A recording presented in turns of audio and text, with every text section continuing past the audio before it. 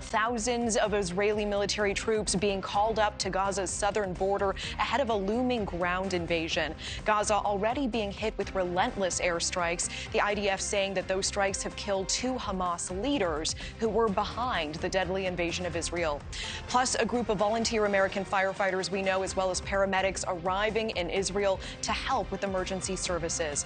NewsNation correspondent Robert Sherman joining us live now from Tel Aviv tonight. Robert, how imminent does an attack seem at this hour?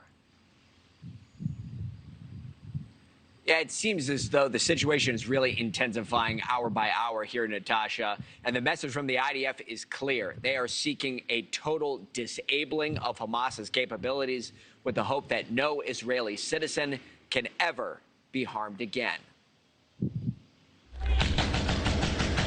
It's now been 1 week since Hamas launched a brutal terror attack on southern Israel. And tensions are running high right now with the prospect of a ground war which will raise the intensity of combat. Above the mountains of rubble, a snowy mix in Gaza City, a blizzard of paper, airdropped by Israeli forces warning Palestinians to leave Gaza.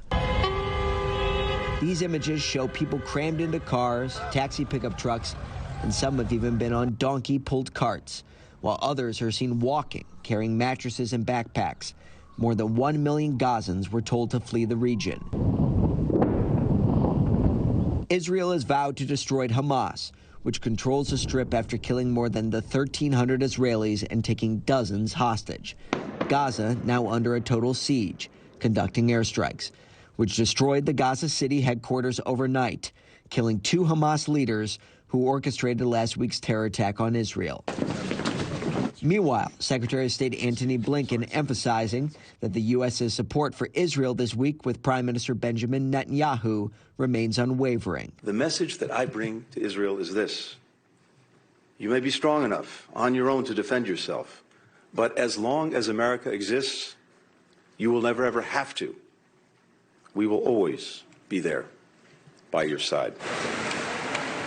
Now to rally an international response preventing the war from expanding, Blinken is calling for protecting civilians in the Gaza Strip and Israel as he intensifies his diplomatic outreach across the Middle East and beyond.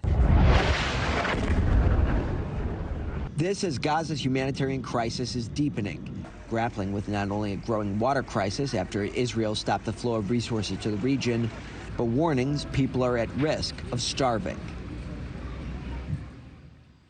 The people on the ground here in Israel are very nervous about the unknowns that lie ahead. They don't know how extensive the loss of life will be if the IDF does go into the Gaza Strip, but they do believe that this is necessary in order to preserve Israel's sovereignty. Natasha. All right, Robert Sherman live for us on the ground in Tel Aviv with that look. I know you'll keep monitoring the situation for us. We will check back with you at the top of the hour. Thank you. Thank you for watching. Go to newsnationnow.com to find NewsNation on your television provider. And don't forget to click the red subscribe button below to get more of NewsNation's fact-driven, unbiased coverage.